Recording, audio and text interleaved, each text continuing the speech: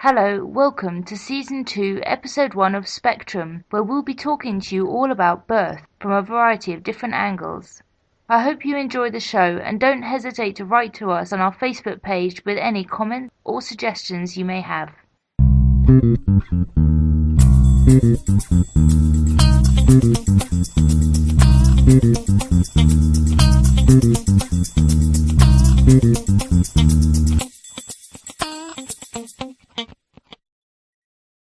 In this section of the podcast, I wanted to explore an issue that I always found quite personal, a morbid fear of childbirth, and explore why somehow it does feel so personal. Tocophobia, as this is called, has actually been explored in the 2010s in many British news outlets, including the BBC, Guardian, and The Independent.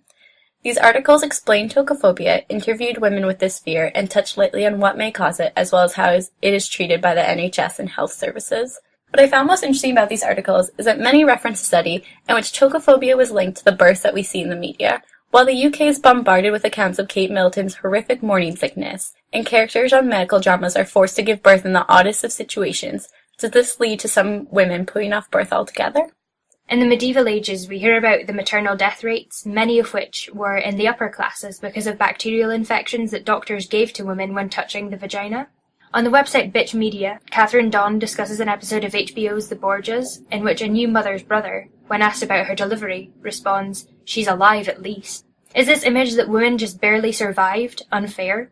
Does it give us this image that without medical intervention, birth is incredibly dangerous?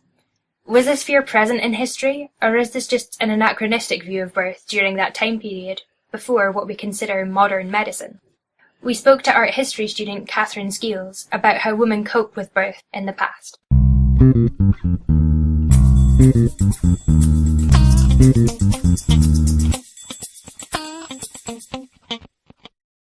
We're here today with Catherine Skeels, who is an art history student, and she's going to speak to us about birthing amulets and how they were used in the medieval period. Yes. Yeah. I specifically study birthing textile amulets, which are interesting because a lot of them have text on it. They're used basically by anyone and everyone, and there's a variety of them. So you have ones that were written on scraps piece of paper and people could toss them out, and then you have like really high level ones with really intense like illuminations, and those are tended to use by like the high level society women, but basically everyone used them. They were like fairly universal then. They would be used by people from all different classes, and have you found any evidence that they would be used across different cultures and in different countries as well? Oh yeah, so birthing girdles, there's like two levels of it. I study textile amulets, but can be used as a girdle, but birthing girdles have been used for centuries across all levels, like across all cultures. There's a lot of examples in kind of Buddhism. There's a lot of examples in the Indian region. Basically, every kind of culture that I've read about has a form of a birthing girdle or a birthing amulet to kind of help women with this process. A lot of times, birthing amulets on a piece of paper could be used as a girdle, placing it over the woman's stomach, and sometimes she would wear it under clothes. Other times, they would have enchanted pieces of rope. It would be kind of like a belt. So it's basically anything that's worn around the midsection. Yeah, so you said that there's kind of a religious and superstitious meaning behind them. Can you say any more about that? They believe that the reason why textile amulets were so popular in this time period is because they believe that both the written word and the vocalization would kind of double the efficacy of whatever they were trying to accomplish. Like, for example, in a birthing amulet, they had the paternoster written down, and then they would say it 3 times in the woman's right ear, and that was supposed to help deliver the baby safely. I guess it's more like a kind of holistic sort of remedy, like we would see today, like herbs and plants and things like that, Exactly. kind of more natural remedies.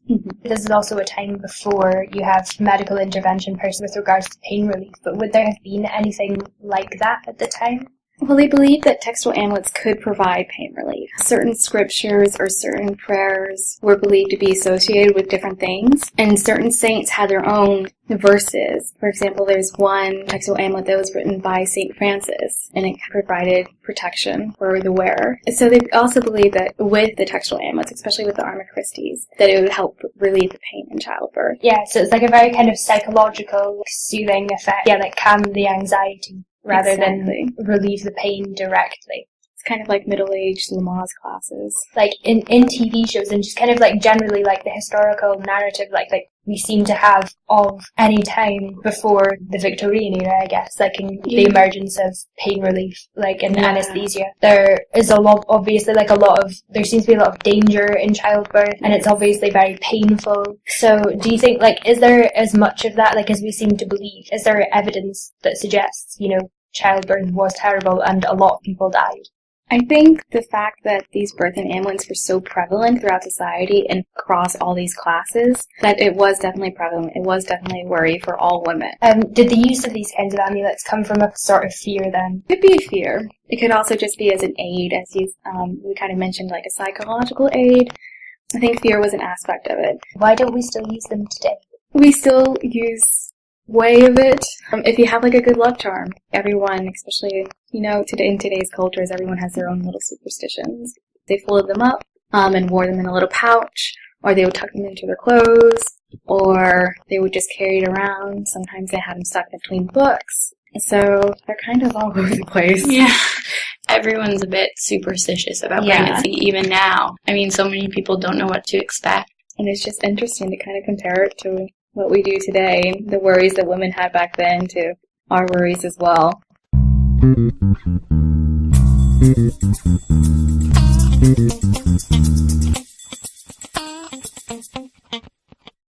It seems that an anxiety about pregnancy, as well as with all health matters, was present in the medieval times, which the presence of amulets reflects. These sorts of anxieties can be traced throughout time to more contemporary depictions of birth, such as cinema. In the 1970s, as the feminist movement gained traction, both men and women grappled with the idea of emancipated women's bodies. Reevaluating gender roles and the freedom brought by the pill made women's bodies almost more unpredictable. Do these horror films reflect a fear of pregnancy? Whose anxieties are they articulating? Today we're speaking to Dr. Lucy Donaldson, a member of the Film Studies Department at the University of St. Andrews.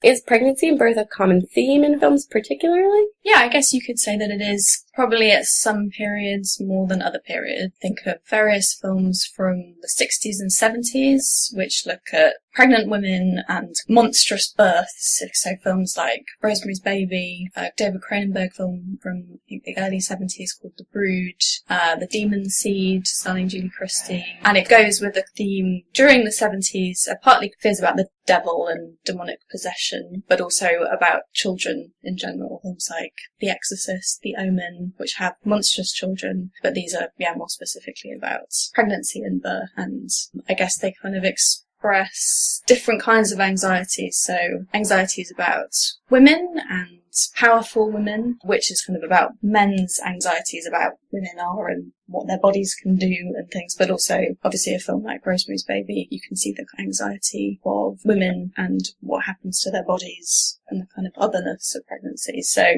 there's been lots of writing about the way in which horror films are geared towards a male viewer. People have kind of written about them as though they're just for men. If you think particularly about the kind of slasher films of the 70s and 80s, Carol Clover wrote a very famous book called Men, Women and Chainsaws, and in that she talks a lot about identification with a killer, and she kind of talks about the way in which the films position that final girl as an androgynous, slightly masculinized figure so that men, or particularly teenage boys, can identify with her and it's a problem for them. But I would argue, as somebody who watched horror films from a young age and had lots of female friends who did the same, that this kind of gendered approach mistakes pleasures that horror films have for women, and how they might, particularly films where there's women protagonists, and particularly films about birth and pregnancy, are obviously useful for women for kind of thinking through what is kind of, I guess, a taboo in society, that you might actually be really anxious about pregnancy, and it is a kind of a horrific thing, and it is really worrying, and of course you don't want to dwell on things like that, and horror films are a really interesting way to express how difficult, how weird it can be, like how this, if you think about the film Alien and Aliens, that whole cycle is about motherhood, Do you think that pregnancy is featured more in horror films than other films or other kind of genres? It does seem like a particular topic for horror films, I guess partly because it's probably more difficult or more upsetting to watch dramas about pregnancy where it, goes wrong, but it's a lot more kind of realistic. Whereas in a horror film, you can have the kind of anxiety expressed, but it's so kind of grotesque and over the top that it's like, that's obviously not going to happen to you. You're not going to actually give birth to the devil, or,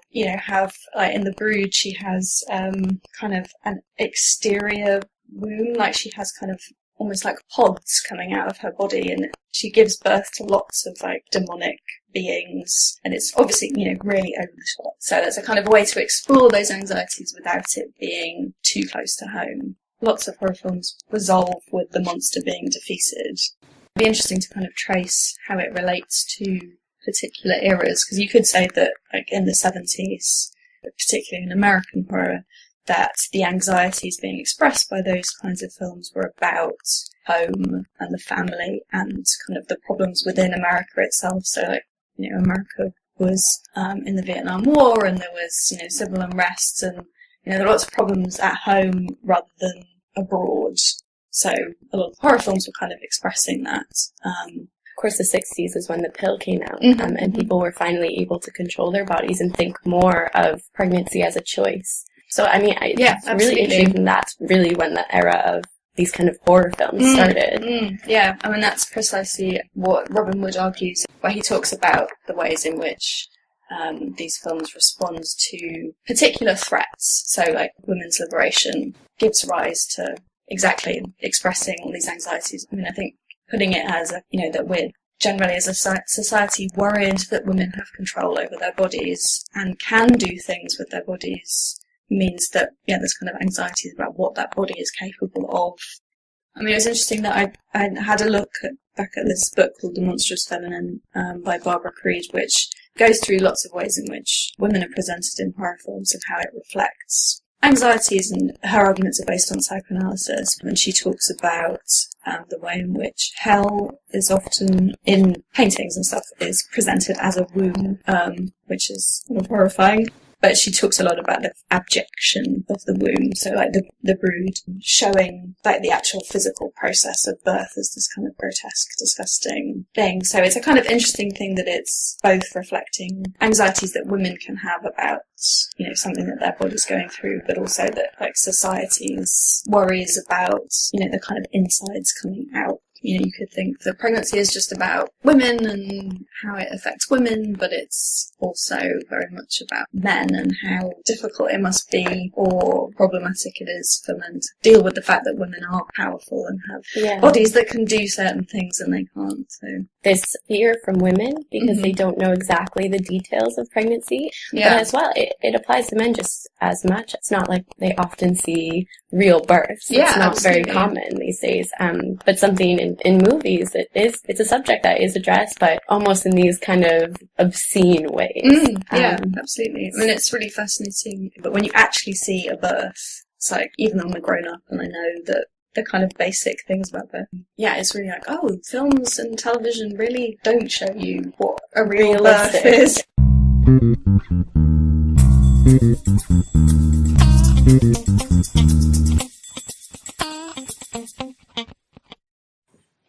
It seems like a fear of women's bodies can be seen both in the Middle Ages and up to today. But yet I would argue that birth is a natural process, so why are we still so nervous about it? Has this fear begun to affect the way that we view birth and treat the process? At the same time as the horror films we discussed, many female artists choose to approach birth in a less fantastical manner, much more down-to-earth and realistic. These contemporary artists valued personal experience over a kind of generalized picture of pregnancy and child-rearing. They engaged with second-wave feminist thought and its use of psychoanalytic theory, and interrogated the process of motherhood, gender roles, and how we've traditionally viewed the mother's relationship with pregnancy and with her child when it's born. Dr. Catherine Spencer of the Art History Department of St Andrews spoke with us about these artists and their work.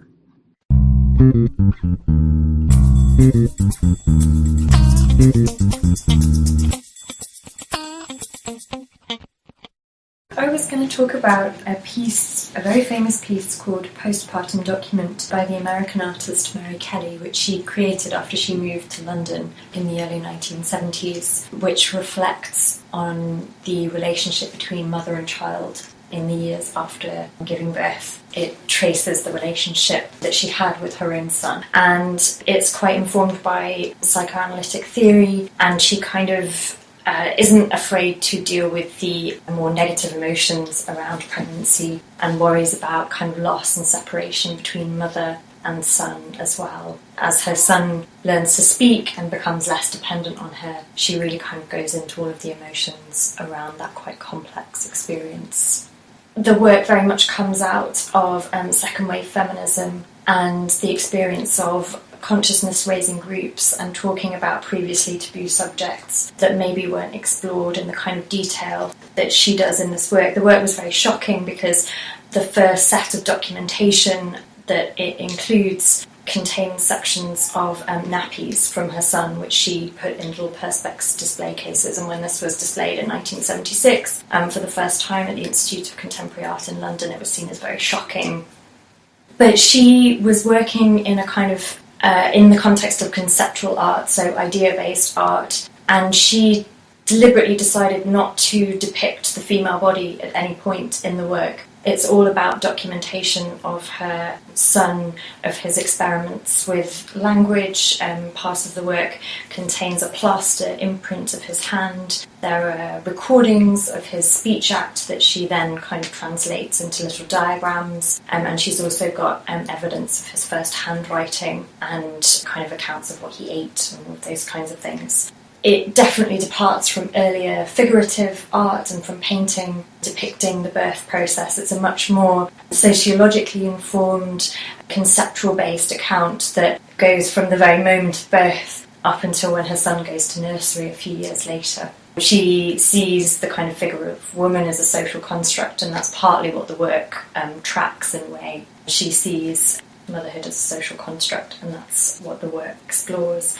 There's another work that comes out of that similar moment, specifically within the UK context of the 1970s and second wave feminism, by an artist called Susan Hiller, who also documented her own body during her pregnancy between 1976 and 1977. And it's a work called 10 Months, and she took pictures of her pregnant stomach throughout that time, so it kind of waxes like a moon, it gets bigger and bigger through the photographs, and then she pairs the photographs with text from her journals during which she reflects on the experience of being pregnant and anticipating what it will be like to give birth and her kind of fears and worries around that. And it's a similar piece in that while on the one hand you could say it's very, very intimate at showing the female body, it's dealing with the experience of birth in a new and maybe slightly controversial and provocative way. Again, you never really see the full female body, and you just get these snippets of text from journals, so there's a kind of scientific distancing going on as well at the same time. Unsurprisingly, perhaps, there's lots of different representations of motherhood and the birth experience that are happening at this time. Hiller and Kelly are offering very specific experiences that they don't seek to say this is representative of all women. They kind of go into granular detail, but at the same time, because of the psychoanalytic context, I think it is also interested in exploring that relationship more generally.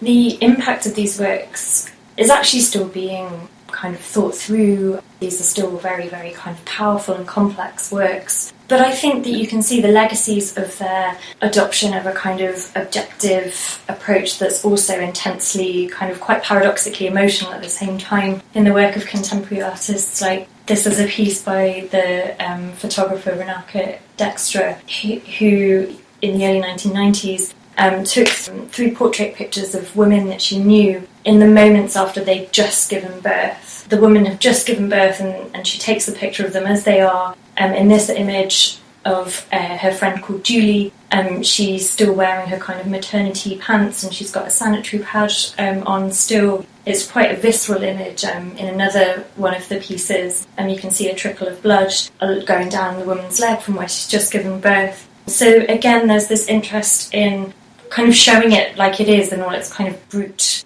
materiality, as it were. But then there's still this very specific individual experience. We've got named subjects with their own individual babies. This is an experience which lots of people, lots of women go through, but each time it happens, it's going to be unique. And I think that you can see the combination of wanting to express how hard and how intense this process is and how complex it is emotionally, but also celebrating it at the same time, which I also think, in a way, you do get from Mary Kelly's really big conceptual work. So I think part of the legacy is that mixture of objectivity and emotion that we see still coming through in contemporary representations of birth and the aftermath. I think that's something to say about a lot of these artworks, is that they show how kind of taboo and contentious issues around childbirth still continue to be, and also the kind of expectations and controls that are still present within society on the female body, and particularly on a female body that's pregnant or about to give birth. There are all sorts of social expectations going on with how we perceive the female body, how we perceive the figure of the mother, and these works really challenge some of those expectations and some of those stereotypes in a way that I think is really, really valuable.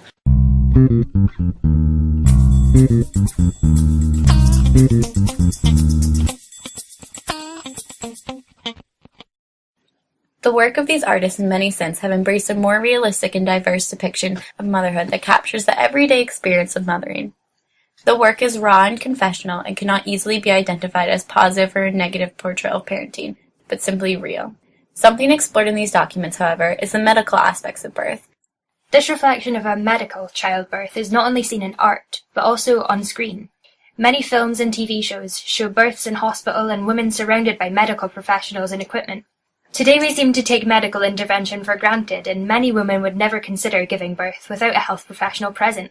But things weren't always this way. So is a new reliance on professional medical care positive or negative for women giving birth? And does this take away from a woman's agency? This is a complicated issue. Many birth complications have been eradicated or helped with the institution of modern medicine and the spread of knowledge. Eclampsia was once an almost definite killer of women and children during the birth experience, which now today can be dealt with quite easily through cesarean section. In this way, medicalization has helped save countless lives and possibly calmed our fears. The issue of identifying and helping birth complications during the early period of modern medicine is explored in Series 3 of Dowton Abbey. For those of you who don't watch the show, spoiler alert, Lady Sybil, played by Jessica Brown Findlay, dies shortly after giving birth as a result of eclampsia. The episode is devastating and emotional, but also expertly filmed and a wonderful portrayal of the reality of birth. How do you depict something as sensitive as this on television today? When dealing with such a serious subject, is accuracy important, and how is this achieved? Today we're talking to former assistant director and now producer of Downton Abbey, Chris Croucher.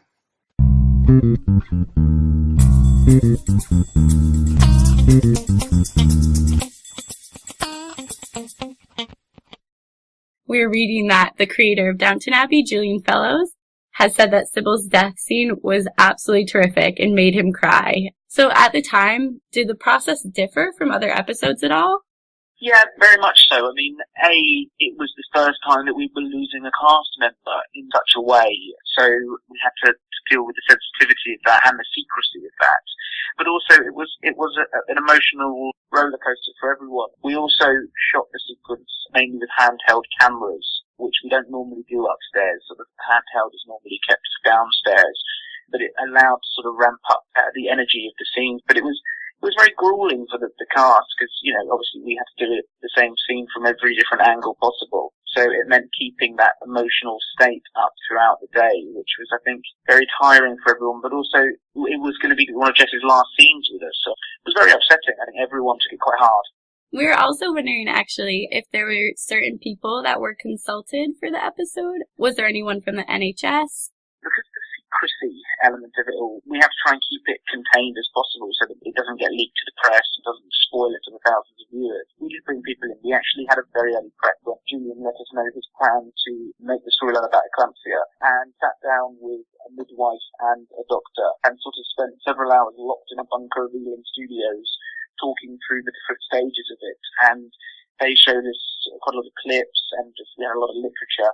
So actually, it was probably one of the most heaviest research processes that we did on anything on the show. Because, you know, if you're doing something like that, you've got to do it well and do it right. And first of all, we did it with just the production team. Then those same people sat with the actors and spent a lot of time with them, and Jess in particular spent a lot of time with the nurses and with the doctors sort of talking through the different stages. So yeah, there was a lot of process in that, and then they were also on set with us when we filmed. So, were you nervous at all to film this specific episode? You know, as with anything, you know, something as big as this, you're always nervous about representing, and also nervous about the audience's reaction to losing such a much-loved character. But it was just handled beautifully, and I still think that's why it stands out as one of the best episodes in all the seasons. It's a bit of a cliche to say, but it's a show about a family made by a family. It's a joy to work on. And that's also wonderful about the cast as well. We're a huge ensemble cast, you know, there's 20 actors in our main core, and you know that's great. Everyone's grown up together in the last couple of years. Is there anything else you'd want to add specifically about the Sybil episode?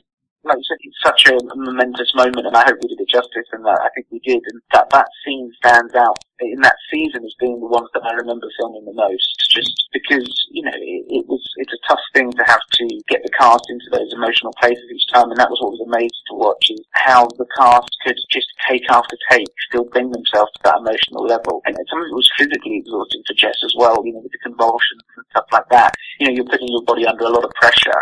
No, I remember we all went to the pub to have a goodbye drink for Jess, and I think just because we all needed a drink. I'm sure many moms would say that about giving birth. Even just playing it must be difficult.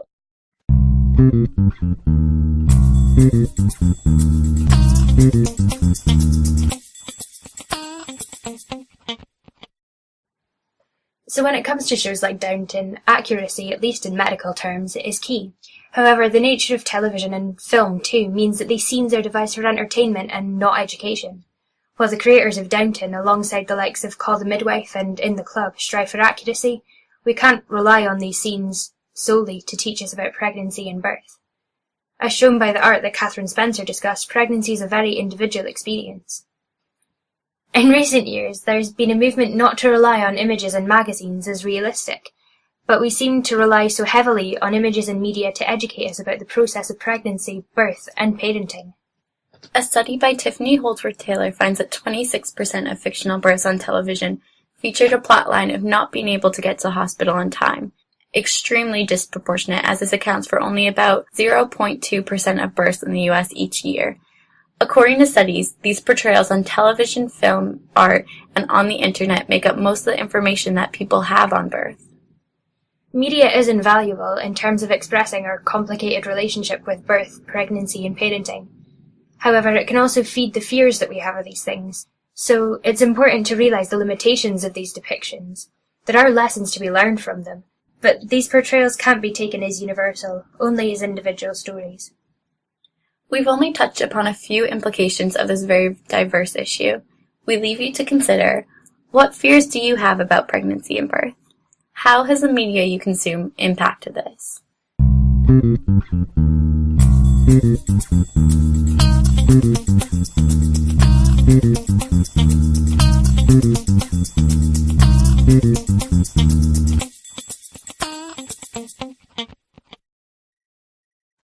Hello, welcome to Season 2, Episode 1 of Spectrum, where we'll be talking to you all about birth from a variety of different angles. I hope you enjoy the show, and don't hesitate to write to us on our Facebook page with any comments or suggestions you may have.